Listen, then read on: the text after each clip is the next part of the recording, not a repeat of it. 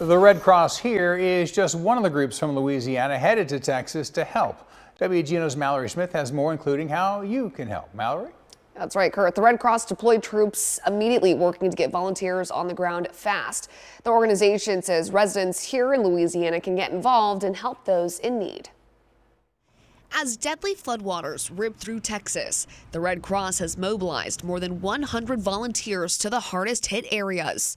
They're supporting shelters, distributing meals, and assisting with cleanup and reunification services. As soon as we knew that people were, in trouble and people were needing assistance, we started to respond by opening shelters, by sending vehicles, just to see what we can do to help. But that help could be needed for months to come, which is why the Red Cross is calling on more volunteers to get involved. The reality is 2 weeks from now, a month from now, we still will be in Texas supporting these communities, as well as people around the country, because so many people who were impacted were not Texas residents, they were residents of other states. So how can you help? Donations can help keep the mission moving, funding shelter operations, emotional care, and cleanup supplies.